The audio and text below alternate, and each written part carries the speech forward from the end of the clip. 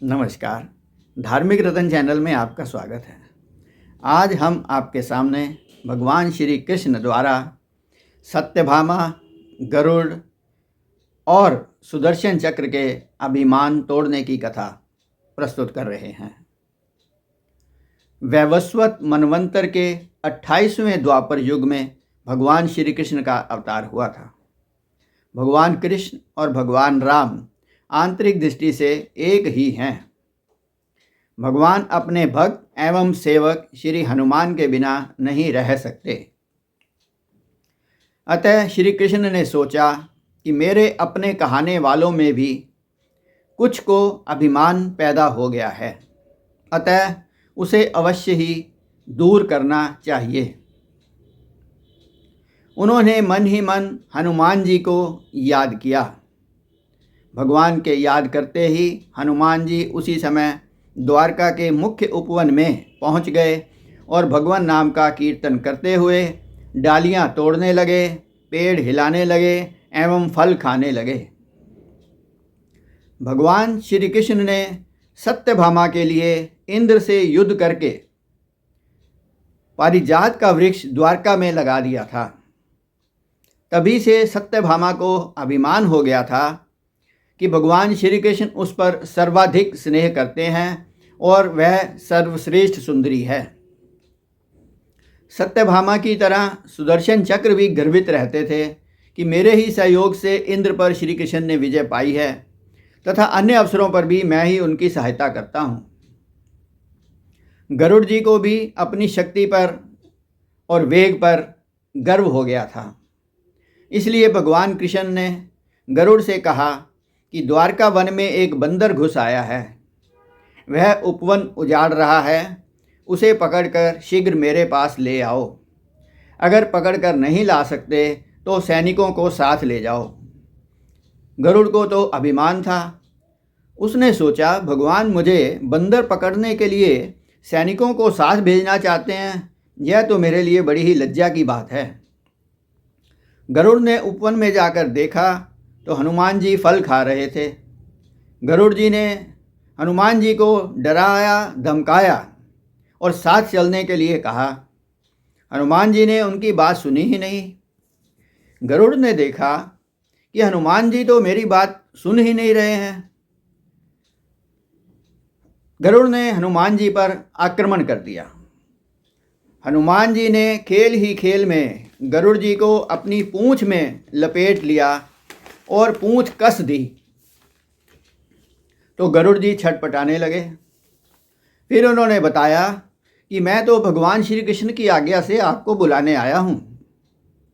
तब हनुमान जी ने गरुड़ जी को छोड़ दिया और कहा कि हम तो राम भक्त हैं। हालांकि राम और कृष्ण एक ही हैं, पर हम राम भक्त हैं। मैं तो राम के कहने से ही वहाँ जा सकता हूँ। यह कहकर हनुमान जी ने गरुड़ गर्वहारी भगवान श्री कृष्ण की लीला को और आगे बढ़ा दिया। गरुड़ का गर्व अभी समाप्त नहीं हुआ था। वो सोचने लगे कि मुझे पकड़ ना लिया होता तो मैं बलपूर्वक हनुमान जी को ले जा सकता था। अतः गरुड़ ने पुनः हनुमान जी पर आक्रमण कर दिया। इस समय हनुमान जी ने गरुड़ जी को श्री कृष्ण का दूत जानकर उन्हें चोट नहीं पहुंचाई, पर उठा करके समुद्र में फेंक दिया। गरुड़ जी छटपटाते रहे और आखिर में उन्होंने श्री कृष्ण जी का ध्यान किया। श्री कृष्ण का ध्यान करते ही भगवान के सम्मुख गरुड़ जी खड़े थे। भगवान ने कहा, गरुड़ अब तुम दोबारा जाओ और उन्हें कहो कि तुम्हें श्री राम ने ही बुलाया है। तुम उन्हें साथ ही ले आना, क्योंकि समय कम है। गरुड़ जी को अपनी गति का अभिमान था, अतः हनुमान जी को अपनी तीव्र गति का प्रदर्शन करने के लिए वे पुनः हनुमान जी के पास पहुंच गए। गरुड़ जी ने पास ना जाकर दूर से ही कहा कि आपको श्री राम जी ने बुलाया है, मेरे साथ ही चलो। हनुमान जी ने कहा कि आप चले जाओ, मैं स्वयं आ जाऊंगा। इधर भगवान ने सत्यभामा से कहा कि तुम सीता का रूप धारण कर लो। हनुमान जी आ रहे हैं और सुदर्शन चक्र से कहा कि आप सावधानी से बाहर द्वार पर पहरा देना, कोई भी अंदर प्रवेश ना कर पाए। सत्यभामा जी सीता का रूप बनाकर पूरा श्रृंगार करके श्री कृष्ण के वाम भाग में बैठ गई।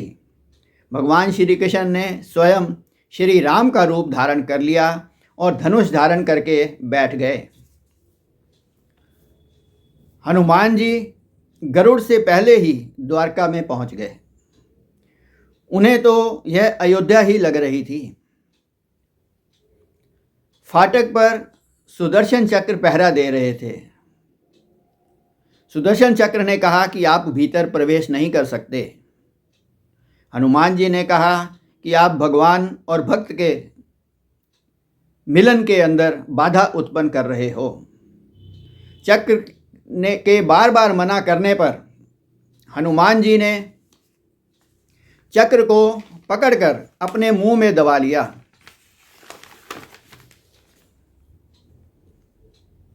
महल में जाकर हनुमान जी ने देखा कि सिंहासन पर भगवान श्री राम विराजमान हैं।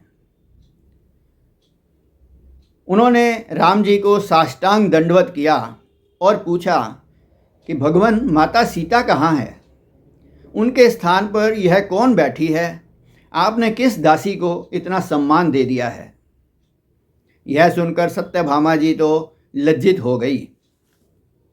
उनके सौंदर्य का सारा गर्व समाप्त हो गया। भगवान ने कहा, हनुमान, तुम्हें द्वार पर किसी ने रोका नहीं? तुम यहाँ सीधा कैसे आ गए? तब हनुमान जी ने अपने मुंह से सुदर्शन चक्र को निकालकर उनके सामने रख दिया। सुदर्शन चक्र लज्जित हो गया। उसका गर्व नष्ट हो चुका था। इसके पश्चात गरुड़ जी बड़े वेग से दौड़ते हुए महल में आए तो उन्होंने देखा कि हनुमान जी तो उनसे पहले ही भगवान के सम्मुख खड़े हैं। गरुड़ का अपनी तीव्र गति का बचा हुआ अभिमान भी नष्ट हो चुका था।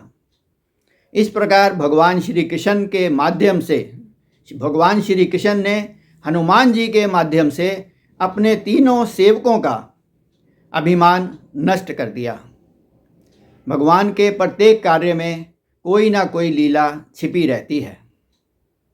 यहाँ हनुमान जी में अभिमान का लेश मात्र भी अंश नहीं है। वे तो भगवान की लीला को ही आगे बढ़ा रहे थे। हनुमान जी का जीवन अभिमान से हमेशा ही मुक्त रहा है। बोलिए हनुमान जी महाराज की जय। बोलिए भगवान श्री कृष्ण की जय।